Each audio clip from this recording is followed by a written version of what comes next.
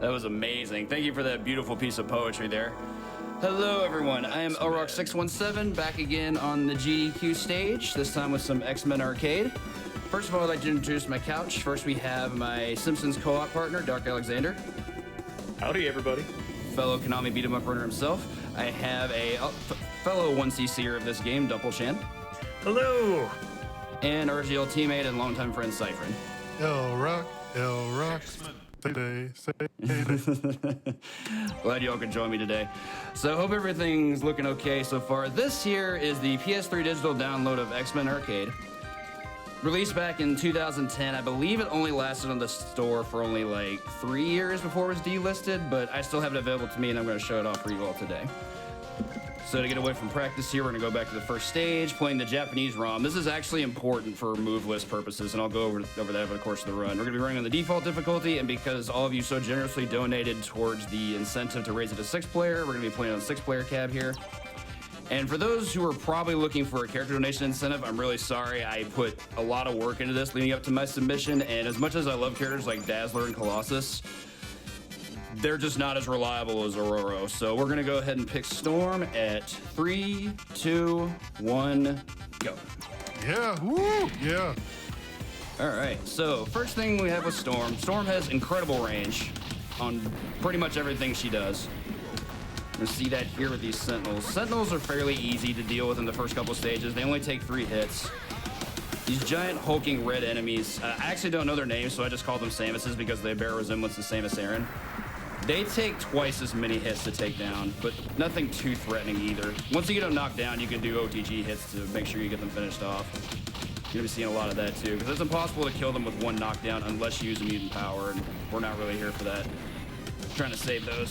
Go away, please. First stage is really short. I'll go into the more the meat and potatoes of the game once we get out of this stage, but from here it's just a couple waves of some red guys, some Sentinels in the way. One thing to note about grouping in this game, in the majority of arcade-style beat-em-ups, it's really strong to be able to group enemies together. This game actually has a limit on the number of enemies you can group. If you're fighting more than 2 enemies at a time and take a swing and there's a 3rd enemy there, then that enemy will actually have iframes and be able to walk his way past that. So I want to try and group no more than 2 enemies at a time. The exception of this is the last hit of a combo, which is Storm's roundhouse kick you see there. Perfect example. Go ahead and tag this guy down.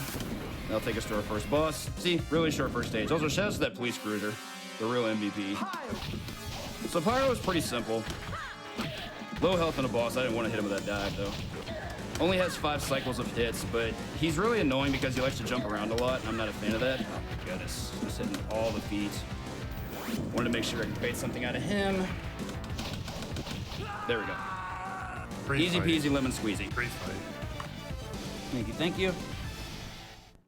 You're ready for the hypest track in the game. The police cruiser. Ooh, almost had a quadruple kill. Those are so sexy.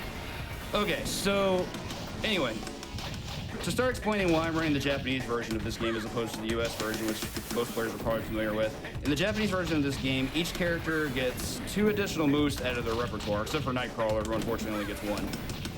Storm's big break is that she has this diagonal input using the down forward direction, or if you use fighting game notations, it's the 3 direction, that does this little jab here with her staff that is honestly the best move in the game. It has incredible range. It has really fast recovery, so you can just combo it very simply like that, and you can see you get groupings like that, and it just gets really, really strong. Didn't want to knock this guy down, but he decided to jump. Not much you can do about that. So the deal with the Samus is now that we have 2 different colors to deal with, the green ones can anti-air you. Like, their only projectile is just a launcher. So the only thing you have to do for them is just approach them on the ground. Whereas the red ones, you can't approach in the air because they can only fire horizontally. Let's get this guy out as quickly as I can. My goal is to always take out the red ones as fast as the game will let me, just because they're always the biggest threat. Like, that guy can actually shoot me while I'm taking on the green ones. See, and he just let me hit him there. Take out those turrets. Those turrets are real jerks, and we'll see a bit more of them later. Good wall there. Taking out all but 1 turret is really strong for the wall. Storm can one-shot it, but it's really hard. It's probably like a 2 to 3 pixel window or something. Take this out. Also, I want to acknowledge that this is actually not technically a speed run. I'm going to be using some speed strats, but the ultimate goal for this run is to do what's called a 1 credit clear. On the digital download version of this game that I'm playing, a one critic is actually 4 lives, but I'm doing this by arcade rules, so I only have 2 lives technically. On to the blob. Cypher, you got something to say for us here? Nothing stops the blob. So blob is a very... LRock won't give him a chance because he's going to eat the pulp out of him really quick. Yeah, Storm just does not have a difficult time with this guy. Her 3A attack just makes this fight completely trivial. He can't outrange her in any way possible. The only attack that's really a threat to me there is his throw. His throw is kind of a problem because it's invincible, but we were able to dodge it. The reason we're able to get away from throw most of the time is just because it has really bad range. It has good range for a grab, but it doesn't have Storm's 3A range. So start off stage 3, another hype little piece of music here. This stage is, to me, where the run really begins. I say that about a lot of stage 3s, it seems. It's the same thing with Simpsons. But with this game, they really up the ante with the enemies here. We have no less than 2 different new enemies that we have to encounter. One's exclusive to this stage, but one we sing a bit more of later. These lizards are a real issue. Sorry about all the jumping. I'm just trying to make sure I maintain my space. Sentinels in this stage also double their health. It takes 2 knockdowns to kill them rather than 1. And here's another enemy, these flowers here. I want to go for a setup here. Very good. I don't know what you're doing, but I don't want you to do it. So my goal here is essentially just to keep things as spaced out as I can, and the enemies make that really hard. In addition to gaining double health, Sentinels in this stage also get access to a really powerful fireball attack that has really fast recovery, and it's incredibly quick. Like, it goes full screen probably within like a second. Okay, so more crocs here. Whoa, where are you going? Cool, got a throw set up there. Throws, as you can see, are really invaluable because they can actually take out other enemies. Didn't want to get hit by their fireball, but I think we'll be okay. I've got a quick mini boss coming up here. I'm actually gonna dive all the way to the right to make sure I can tag this properly. Got a little bit of a hand. This guy's a real nuisance. From here, I'm gonna go back over this way, throw a tornado. Okay, that took it out. All right, so with the bee out of the way, that fight's it's just annoying. Like, if the swarms take you out, you can actually be in some real trouble. We managed to have an okay fight there, only taking 1 damage. Have a little bit before big memes, so let's go ahead and get in a couple donations, shall we? Got you covered. We have got a $1,000 donation from Ooh! Smartball Yo, says, the Smartball. good luck on the X-Men run, LRock. Missing you and the rest of the DD crew. Donation goes to Runner's Choice. For Circle the Moon too, but everybody knows that by now. Curse of the Moon too, sorry. It's a very good Castlevania. We got $20 from Thank you, MDiv. Smartball. MDiv says, so looking forward to this X-Men run, expecting a lot of nostalgia. I think we're getting it. And we got Time for a couple more. $10 from Murloc. GDQ bringing us the X-Men arcade game is a great surprise. Spam that Colossus special and keep the quarters coming. I think people are sad they're not going to get to hear the Colossus scream. Like I said, I put so much practice into trying Colossus, and he just, as much as I love the character, he's just not reliable. Hopefully in the future we'll get something like that set up. Yeah, I'm going to Right now though I'm at 2 health and I'm cringing. Yeah. That was real. Is Colossus in the room right now? That was really good. I tried. Shoutouts to MagFest. Back in 2017, I think it was, there was a big meme born from that. Oh, and I'm gonna maintain quietness here because we have a quick meme to get out of the way. He's getting ready to say the thing.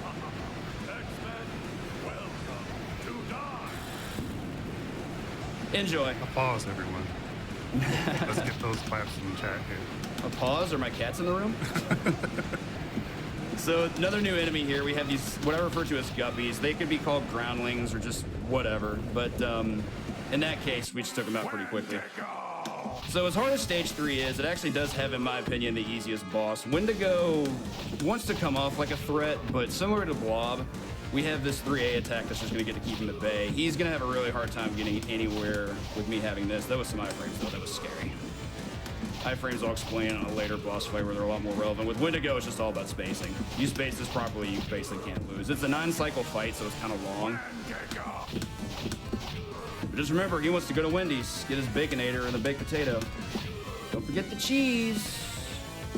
Speaking of cheese, there we go. All right, getting into this stage, I got horrified during the donation reading when that tail whip connected with me. I was like, no. Go and rescue Kitty No, but from the handled it cave. like a champ, as always. So continuing our journey into stage 4, this is a major plot point turn of the game. Essentially what happened is Magneto stormed the city all as a ruse to make sure he could capture both Kitty Pryde as well as Xavier himself. You saw he tried to contact us before stage 3, but I prefer to just maintain cutscenes, not a thing. Maintain some speed. Where are you going? Let's see, what's new for this stage? Lizards gain a new attack. You can tell they look a little bit differently. They have a bit more of a gray look rather than yellow. They still have the same tail whip, but they also have this really degenerate yoga flame attack that just shoots breath at you and it looks really awful. It also is a really good anti-air tool, so it makes it really difficult for us to approach them. I did not want to get hit by that. Rude. Man, to play a little bit safer here. The thing about this stage is this is also where the rank up starts to occur, so I have to monitor my health very, very closely at all times. It's really hard. I don't think this is as hard as stage 3 was overall, but the rank ups policy does make things a little bit harder to deal with. Another mini boss gonna have this bat. We can actually infinite him in the corner. Just gotta start out right here, past this little piece of rock. Easy peasy. Yeah, that So I don't rank, want to quite move forward just yet. What was that? Sorry. wait, that rank up is a classic arcade move where if they're doing really well and they're not putting in a lot of quarters, we're gonna make the game harder. That's exactly what it is. But what's really strange is I've never known this particular rank up to exist in any version of the game. It's like they put it specifically in the PS3 360 download, but I don't know why you do that because once you bought the game, you're not spending quarters to play the game. You just have the game. So why would the game rank up? The only answer I can come up with is because it's a jerk. That's all I've got. All right, good Sentinel section there. I actually practiced that as a new strat this morning. I used to try to take on those Sentinels in like the mid-screen area, and that actually is really difficult as it turns out, because when Sentinels there line up with you, they're prone to start throwing fireballs at you, and you really don't want that. So what I did was I pushed myself into a position where I'm just gonna go into the corner and let them approach me. That way they can't turn around back on me. The only real risk there is they can still fireball me from a distance, but we made out pretty well there. Take out this guy. All right, another quick use of a mutant power here, because I don't want to deal with 6 red Samuses at a time. This is incredibly difficult, so we're just gonna wash that problem away. Toss it to the wind, so to speak. Also, really important, I don't take any damage here. I like being at 5 health, actually. Being at either 4 or 5 health going into this boss fight is actually really, really important. Having 3 is kind of rough. So when all these Sentinels spawn, let them throw their rocks. Hey, some of them actually died from that. Nice. Good deal. This is just a small final wave, and we're gonna have one more dude who just kind of trickles in here, but he dies in one hit. I don't even know why he's here, but there we go. On to our boy Christmas Carol. Actual name Nimrod. Sober gleaming jerk that he is. This is honestly one of the harder boss fights in the game. Nimrod's just kind of a jerk. 3A, as I'm using here, is extremely good against him. He has a 3-move list, but only one really bothers me, and that's that laser attack he uses there. As you can see, the range on that move is disgusting. It goes almost the entire screen from his spawn point, and it just tagged me there because I didn't respect his iframes. So now I have to play even safer. Bear with me, I'm gonna quiet time here. Sing me the song, your people. Whoa. Okay, we got it. Oh, that gets so scary when he knocks you down. Definitely using every bit of ground that the game gives you there to keep your position on him. You don't have a choice. Good job. Spacing Good is job. huge in this game, thank you. Okay, so stage 5 is actually one of my favorite stages in the game. I think it's one of the longest, but it lets you do a lot of really fun stuff, like knock enemies into holes, just like that. Take this guy out here over the corner, thank you. Hole in 2? Or 2 hole in 1s, one of the 2. So those turrets are gonna do what they're gonna do for a little bit, but for now I'm just gonna kind of waft these guys over to the corner. I can actually leap this, so let's go. Yeah, there we go. Spicy meatball. Quick thing about Samuses, they move faster vertically than they do horizontally. They're basically like the bears of this game. You know, climb faster than they run. If they're moving just directly up at you, they can approach you much faster than you can approach them. So just something to keep in mind when you're trying to make sure you know what their spacing is like. Their vertical spacing has just much better pacing and footsies than whatever you can do. So you can kill this guy really fast. Didn't want to spawn this yet. Okay, let this guy come over here. Dude, please, people are watching. Thank you. So my goal here is I want to take out this red Samus as quickly as possible. Since he's off screen, he'll respawn right away from getting knocked down, which is really good. Ooh, I did not expect that backhand. That was very lucky. All right, you 1v1 me real quick. Okay, so this is our first mid-boss that actually plays out like a standard boss. This is Emma Frost, also known as the White Queen in some circles. We can actually get a quick kill here with some loops. We have to respect iframes though, and cycles 1, 3, and 5, after the second hit, you have to dodge the attack she's gonna do. See, she's invincible there, I can just come back up and hit her there. Easy peasy. I'm gonna let these drones work their way into the corner. I used to have this strat where I would use Storm's 9A attack to just kill them as they came out, but for some reason that stopped working very well one day. So I'm not doing it anymore. I just go to the corner and let them kill themselves. Now there's some Samuses to take down, and for the next several screens, it's just gonna be beat 'em up stuff with enemies we've already seen, and it's also pretty easy because I only have to keep to one side. So we got time for about a minute worth of donations, if you got any. That's about exactly how many donations I've got for you. How lucky. We got $25 from Taco Belmont, who says, Taco! Do you smell what LRock is cooking? The most electrifying speedrunner in electronic entertainment. Good luck with X-Men. Taco. Love you, Taco. Thank you. We've got $55 from Mr. Cab, who says, let's go LRock. Thank you so much, Cab. Living up to your name, I see. And Mr. Cab 55, which is why. Oh yeah, sorry. $250 from Brian Gatlin. Save time, kill the Sentinels. One of my oldest friends I've known him since first grade, so that's really cool. He was able to stop in today. Thank you so much, B. Whoa, where are you going? We got time for one more? Quick. Got a quick strat I want to show off, but yes, after that immediately. I'm gonna kill this red Samus. I'm gonna move the screen. Since I have really good health right now, I'm gonna just spawn all this garbage, throw that tornado, and then kill this red guy in the corner. Another quick enemy I want to introduce, and then we have time for one more. Bear with me. Take out this groundling real fast. So here are the bone breakers. Bone breakers are honestly more annoying than they are difficult. My primary strat for them is just get them to the corner, and then we can just loop them like this. Pretty simple stuff. Got one more wave of Sentinels, and then we'll head for the boss, so one more quick donation, please. Got $75 from Digital Ignorance, who says, always loved X-Men Arcade. It has a special place in my heart. For cartridge blowers, we have a haiku to read. Thing I've been missing these. Searched Ooh, yes. Earth. Here's the haiku. Searched Earth 928, and all that I got was just a broken haiku. Thank you very much, Digital Ignorance. Love it. Thank you so much, Digital. Now for the get off my lawn phase of the run. Here we have Juggernaut.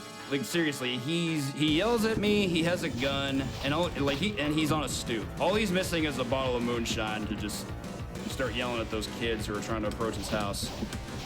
Jugs is honestly not a very hard boss, but he does have some scary stuff. Particularly his shoulder charge. It's not invincible, but he can do it in response to me hitting him. So the fact that he can do that as like a counter out of hit stun is actually pretty gross. Because sometimes it actually will hit me because the range on it's really good and it's really fast, like a locomotive. He also has his gun blast, which is a fairly big threat. Mainly just because it has a built-in backstep to it. So if I try to hit him sometimes it'd be like, nah, son, and just back up and do it. Ooh, I did not want to get hit by that. That way. It's all spacing from here. I think I can tornado him here, but I'm not going to try. There we go. Okay, so as I was explaining earlier about the rank system, from this point on, I'm going to try to end every stage with 2 or less health to make sure the rank doesn't go up. If the rank goes up in this game, enemies do double damage. It's really awful. Like, Sentinel punches do 4 damage and they cause immediate knockdown instead of having to combo you. So this here being stage 6, this is actually the hardest stage in the game. It is one of the shorter stages, but they're basically ready to throw everything at you. The story leading up to this point is we thought we rescued Charles Xavier, but turns out it was Mystique all along. That didn't show. And we fell right into their trap, so to speak. Spawn a couple turrets. Things to note about enemies in this stage, Sentinels get a really significant upgrade here. They go from, I think it's 2 cycles of of damage to 3 cycles unless you combo them specifically with 2 full combos. Not like that. Get in your hole, please. Thank you. So I'm gonna try and torch this turret. This is really risky, but I'm glad I went for it. From here, I'm just gonna try and get these guys over here. Oh, that's not good. Oh, I gotta chill out for a moment. Bear with me. It's really scary when this happens. Trying to get past that turret, it didn't quite work out. Those enemies were spaced pretty well for themselves. Kill this thing. Oh, they're gonna hit that, or I'm gonna move past it. There we go. Okay, so for this green Sam, it's basically just gonna be a 1v1. I'm gonna come over here. A couple more of his boys show up.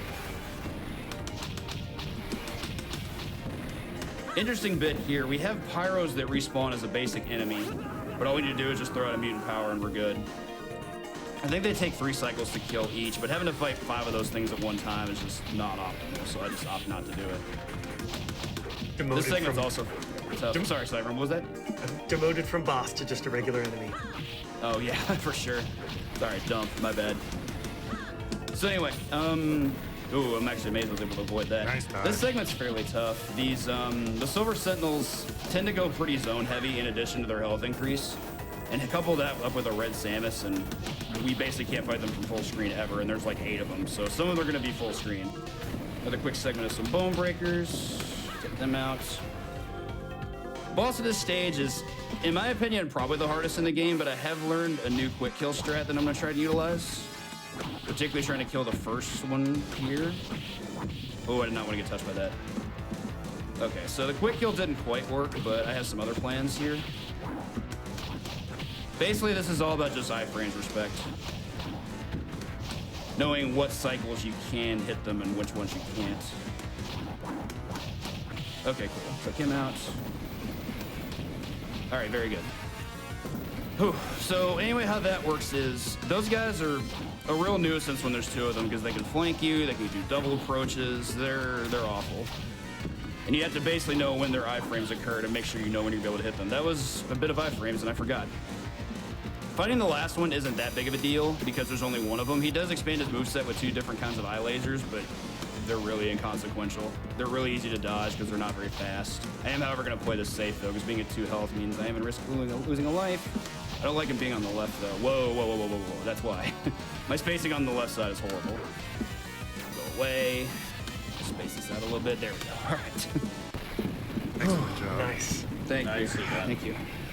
Hey, really quick, That part LRock. is just... Yeah. Someone asked the question, are there health pickups in this game? So here's how this works. The 2-player Japanese version of this game has both additional health pickups and additional mutant power stocks. So the speed run for that version of 1cc'ing is actually really cool because you get a lot of mutant power abuse strats.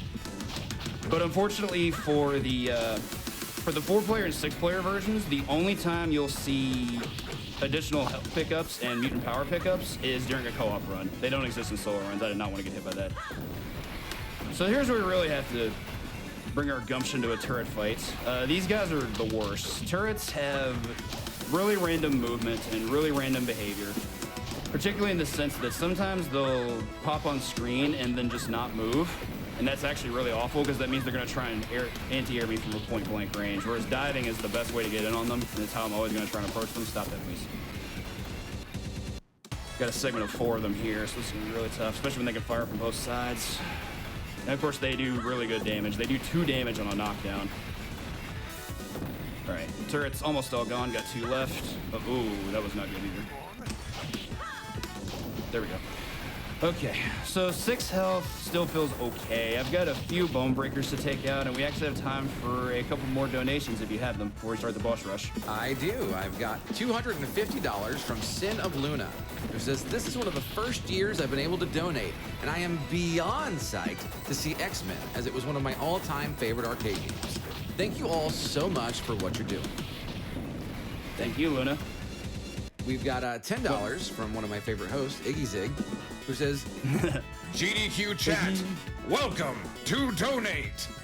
I'm beyond hyped to see LRock show off his incredibly high level of skill and to show the world just how far a single credit can take you if you put your mind to it. Shout outs to cartridgeblowers. Due to his fantastic metrics on hosting this morning, Cardi will be pleased to know that he continues to be my favorite host. Winky face. That's not just what it says either. There's an actual winking face. Winking in this donation comment I'm reading. Wow, I don't know how Iggy does it. He's just that amazing at writing donation comments, I guess.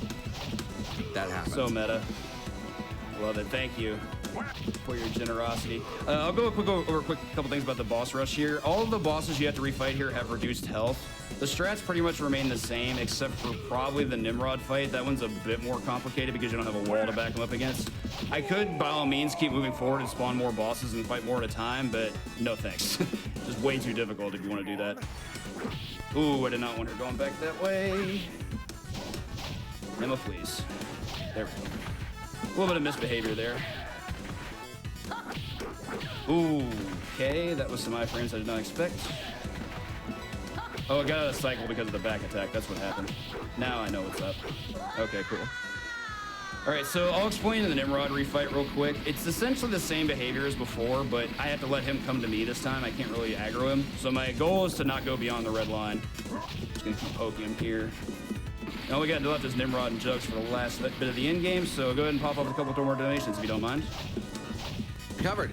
We've got $100 from Good Guy Jim, who says, I loved this game as a kid, and now I play it with my 3-year-old son, who is watching this with me right now. Thanks to everyone who puts this event on for a great cause. And we've got $10 from RotorStorm331. Hey folks, RotorStorm331 here. This will be my last donation for the event. Best of luck to LRock and to the rest of the runners, and put these $10 to Bloodstained Curse of the Moon Episode 2. Heck yeah. I think we are... Roadstorm's a fellow KY speedrunner, so shouts to him. Continue. You're good. No, sorry, I didn't mean to interrupt. No worries. Yeah, we're pretty close to that Bloodstained Curse of the Moon 2 challenge. I think we're around $500. No, actually, I'm sorry. Wow, we've got, it's a 10,000, so we got about $4,500 or $3,500 to get there. So we got time. Y'all can do it. Come on, Twitch chat. Let's get there. Woo! Yeah, get that episode 2. That run is gas. Jugs, we're kind of just waiting them out like we did before. Although being at 3 health is terrifying because everything through the rest of this room does do 3 damage to me. So I'm really not about that life right now. I'd rather just stay out of their proximity, get off their lawn, that kind of thing. Okay, so that's enough for the refights. And now for our final boss of this room. Here we have Magneto. He's gonna basically do nothing but try to approach us while groaning while getting knocked down. 3A is invaluable here. The most dangerous attack he has is this kick that is way too fast. It's faster than anything I can do. So if I whiff a hit, it's gonna punish me and I'm probably just gonna die. So let's hope that doesn't happen. Just a 9-cycle fight here. Well, what I do is similar to Juggernaut. I let him come back down here, then do this. And from the high ground, he can't really approach us very well. That was some iframes though. I didn't appreciate that. There's the kick. It came out there. Bump it down. One more cycle. That's lots of flashing. I would use a mutant power here if I had one, but anyway. But alas, it was Mystique all along. What? Charles gonna give it to us in subtitles. Not Magneto. Magneto is in another place. I got the jacket for this one. All right, for the last room, we get our health refill, which is really nice. Hope everyone enjoys the memes that Magneto is going to implore on us. Master of Magnet. Busted in like the Kool-Aid man. Same colors and everything. So to go over the attacks, Magneto's fireball is really scary. It has really slow startup, but getting hit by it does 4 damage, so no thanks.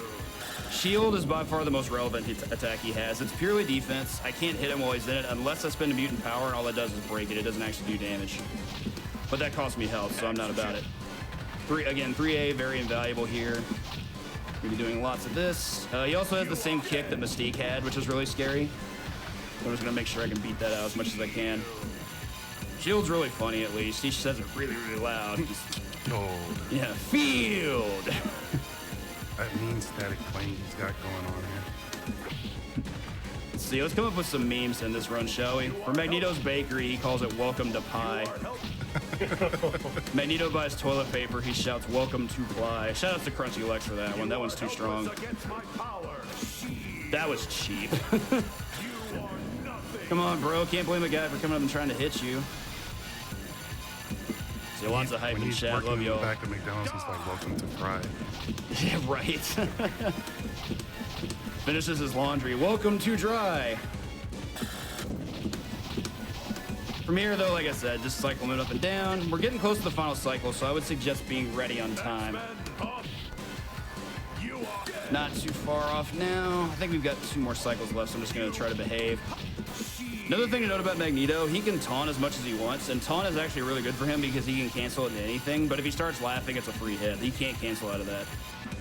Speaking of free hits, shield always yields a free hit after landing. All right, here's the last cycle. Be ready on time, please. That's going to be... Come on. Time. Yes. Wow, Good night, no Irene. miss.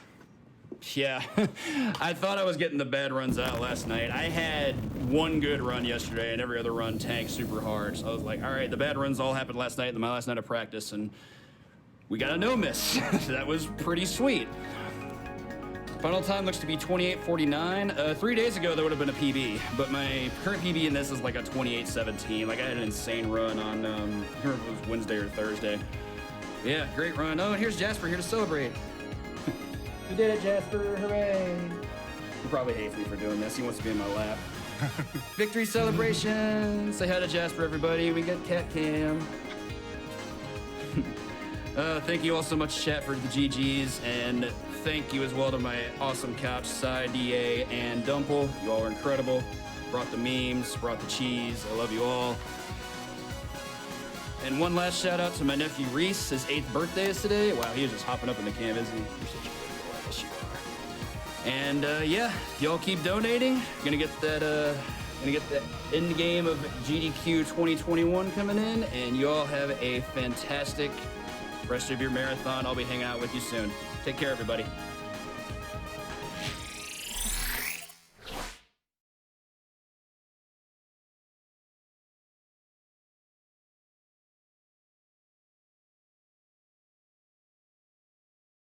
That was a stellar run, mind-blowing. I spent so many quarters on that game as a kid that my parents probably skipped a few meals here or there. But seeing it done in 1 credit is amazing.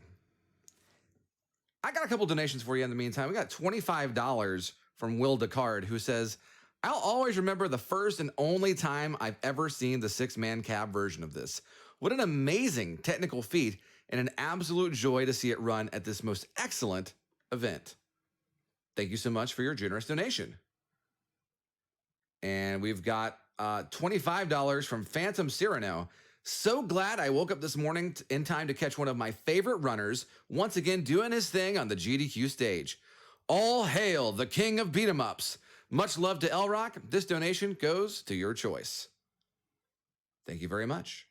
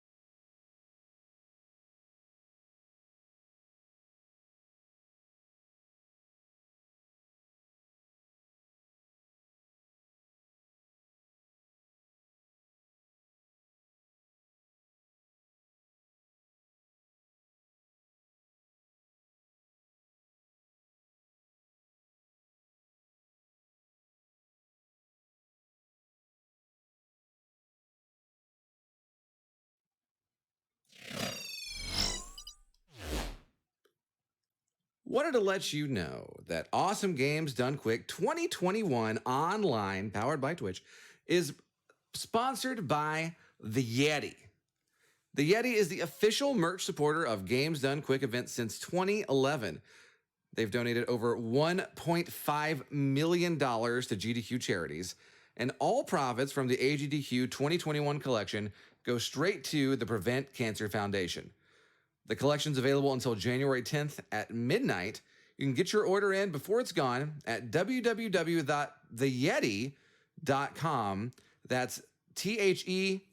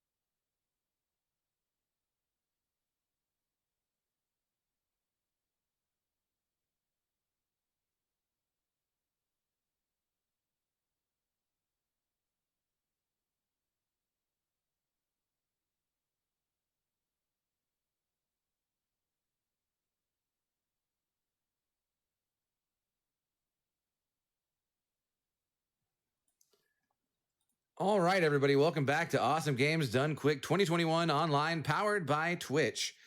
I'm Cartridgeblowers, and this is actually the end of my shift with you. Thank you guys so much for being around today.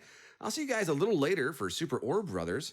Coming in next to the hosting shift is a really, really wonderful host, one of my favorite hosts, Nicole Goodnight. So make sure you give her a warm welcome. In the meantime, we've got a interview coming up with Kungfufruitcup and the runner of our Celeste All Seasides with Dance Pads run that you're not going to want to miss. It's got dance pads, PeekingBoo. Take it away. Good morning, everyone. Welcome back to Awesome Games Done Quick Online 2021, joined by your girl, Kungfufruitcup once again. And we are with the awesome PeekingBoo, who's getting ready to do his upcoming Celeste run. How are you doing, Boo? What's up? I'm good, Fufu. How are you? I'm doing well. Thank you for asking. Okay, so now the awesome thing about this run is that this is PeekingBoo's specialty.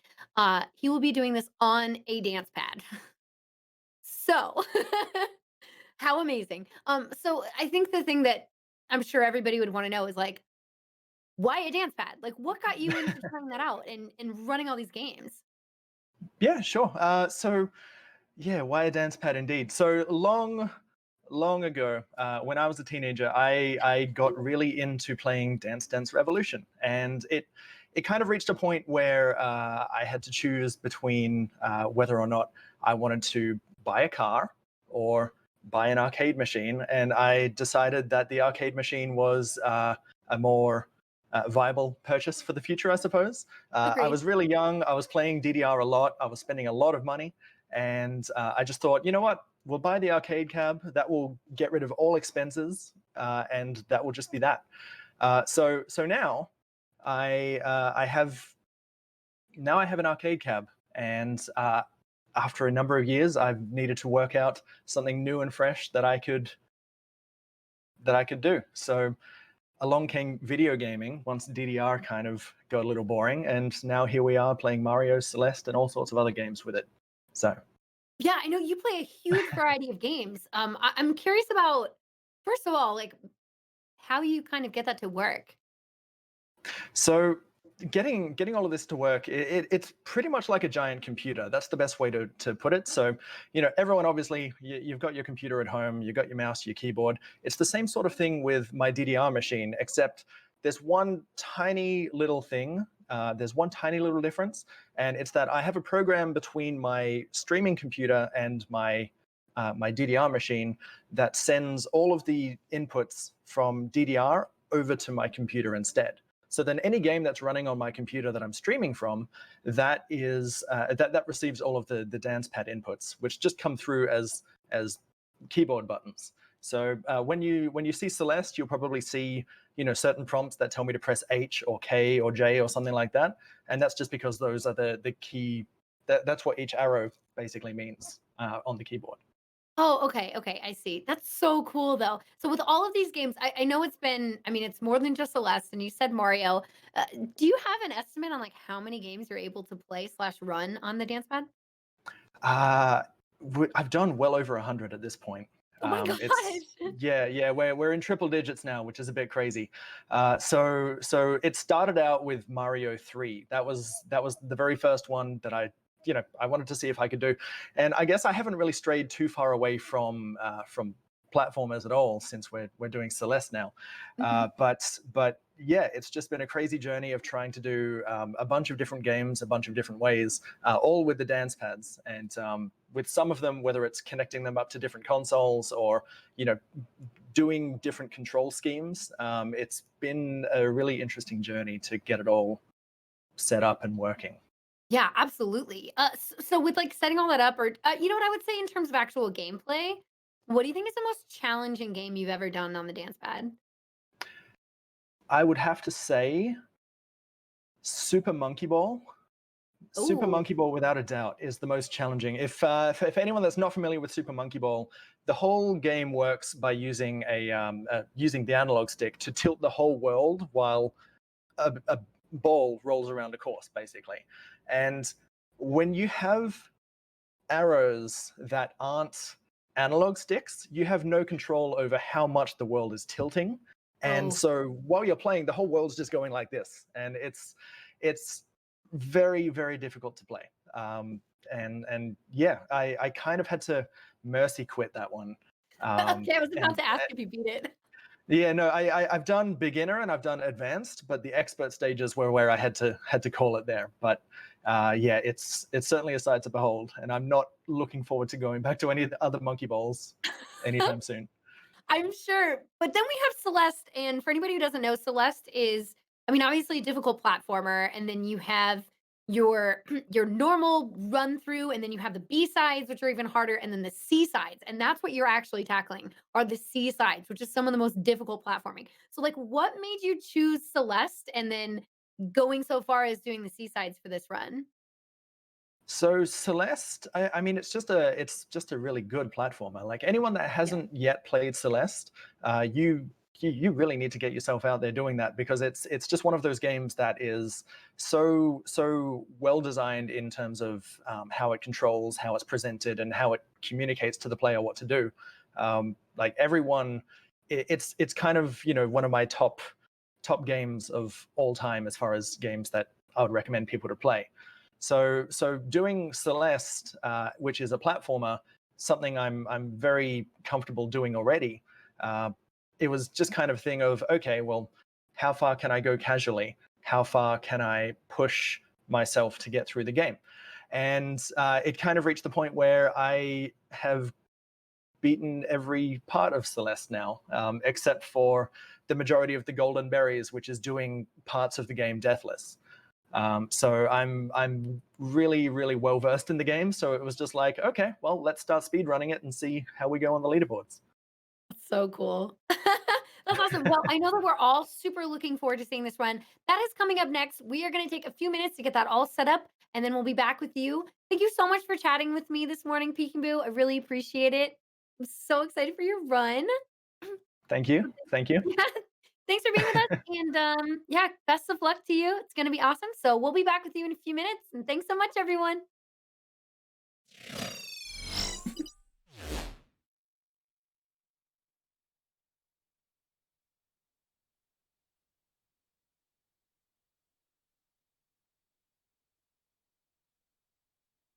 Welcome back to AGDQ 2021 Online, powered by Twitch. I am Nicole Goodnight, and I will be your host for the upcoming runs. I am super excited to be here, and let's go ahead and get a couple donations in before we start our next run. I have $15 from Kiros. They say, wait, what? Celeste? With a dance pad? How is that even going to work? Thank you so much for your donation. And I have a $20 donation from Pi that says one beacon to the event being online is getting to see PeekingBoo at GDQ. Fantastic runner, so excited.